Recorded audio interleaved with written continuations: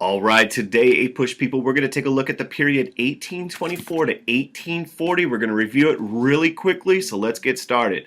These are the chapters in the push books that we're going to be reviewing, but pretty much if you're studying that time period, this is going to help you out.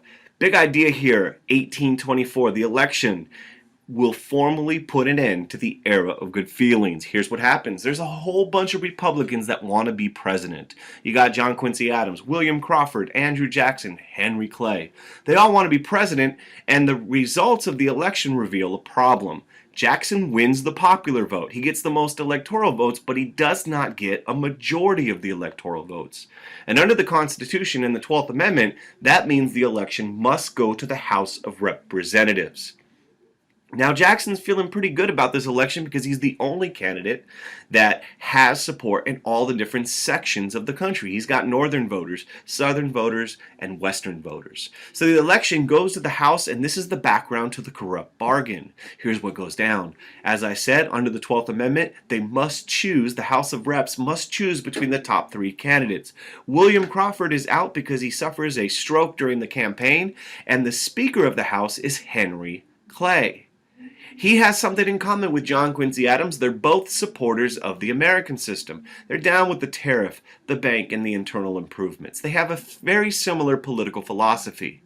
The Speaker of the House, Henry Clay, throws his support behind John Quincy Adams.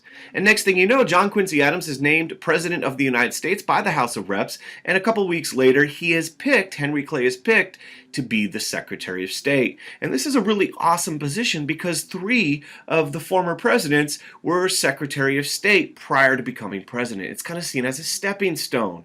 Jackson and his supporters see this as corruption. This is a bribe. It looks like Henry Clay got to become Secretary of State in exchange for supporting John Quincy Adams for president. And Jackson's peeps denounce this as the corrupt bargain. And Jackson is.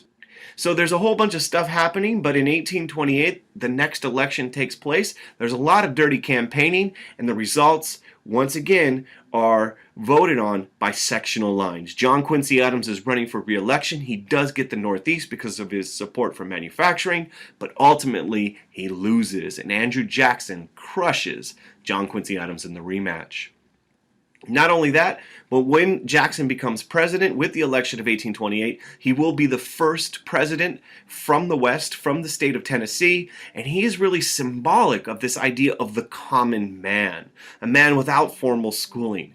In fact, one of the big reasons why Jackson wins is because of something that was going on in American society all the way back in 1800 and beyond. And that is the democratization of American society. Most states, if you look at these two maps, were eliminating property requirements for voting. And so it was becoming more and more open, the political system, because you were moving towards universal white male suffrage, the right to vote.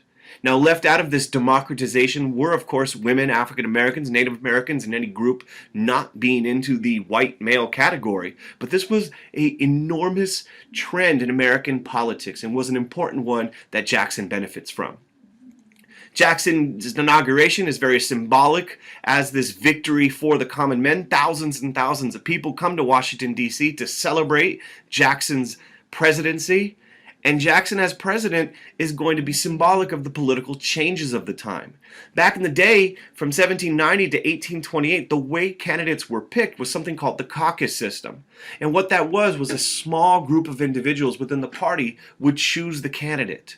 Following 1828, you have this move to the party convention, where all the members from the political party would nominate the candidate. And this was seen as more democratic and more open and more kind of in line with the times. Another important thing about Jackson that you should be aware of is the spoil system. Jackson's not the only one to do it, but he does it more than any other president up until that point, and that is rewarding political supporters with public office. If you support me, I'm going to appoint you to a position within the government. And for Jackson, he defended this on democratic grounds. You're opening up politics to new and more people. But there was a downside, and that is corruption and ineffectiveness. Because if you're being appointed because of your loyalty rather than your merit, you're going to get people that are not very good in those positions. But the spoil system was used by Jacksonians as a way to bring in new people into politics. Now, a big crisis that's going to occur under Andrew Jackson is going to be the nullification crisis. And here's what happens. 1828, Congress passes a tariff. Northerners love it, Southerners hate it. Sectionalism is on the rise again because you have this dispute over whether or not a tariff is good or bad.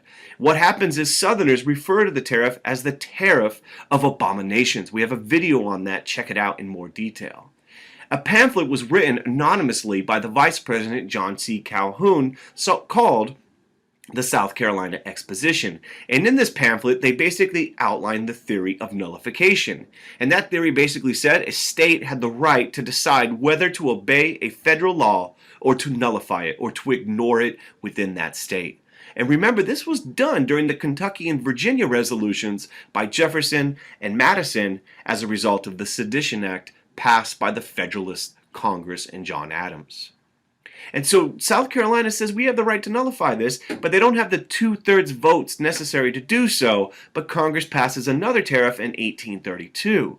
And this tariff, even though it lowers the rates, angers Southerners, and South Carolina is pissed, and they approve nullification.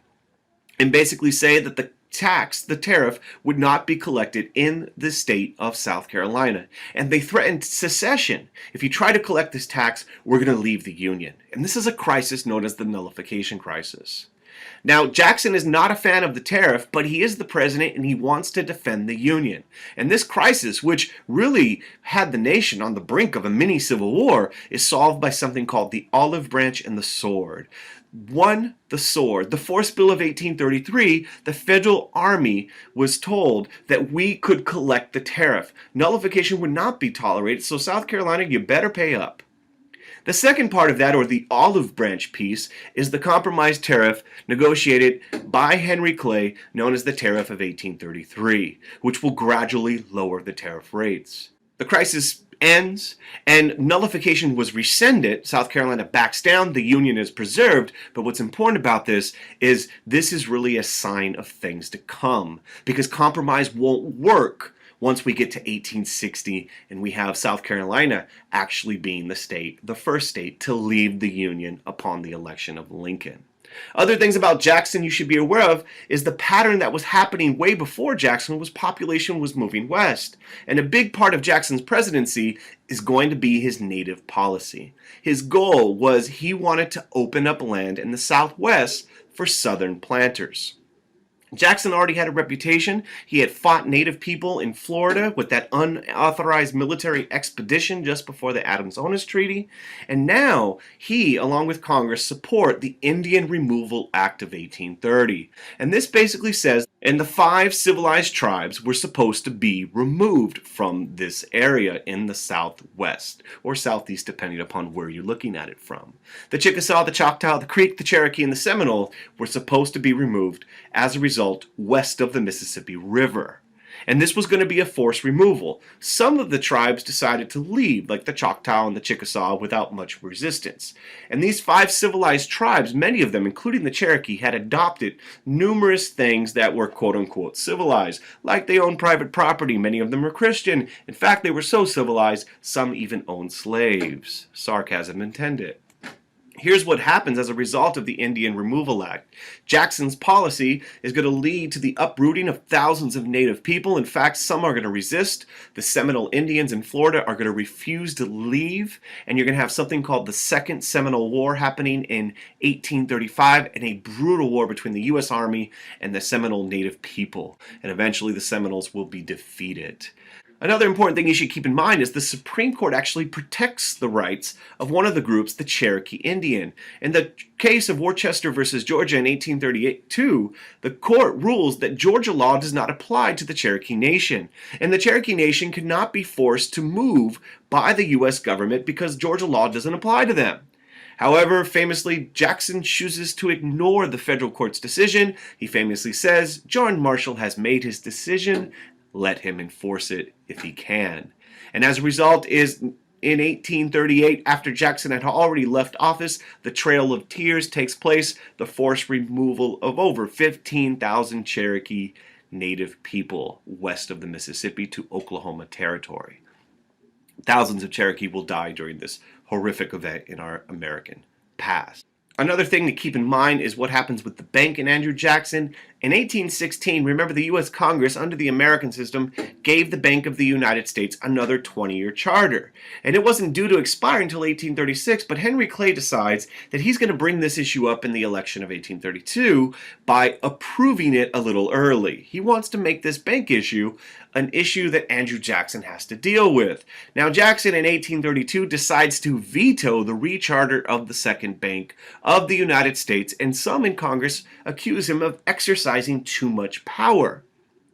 Now, what ends up happening is, recall, in 1819, the Supreme Court had ruled that the national bank was constitutional in the famous Supreme Court case McCulloch versus Maryland.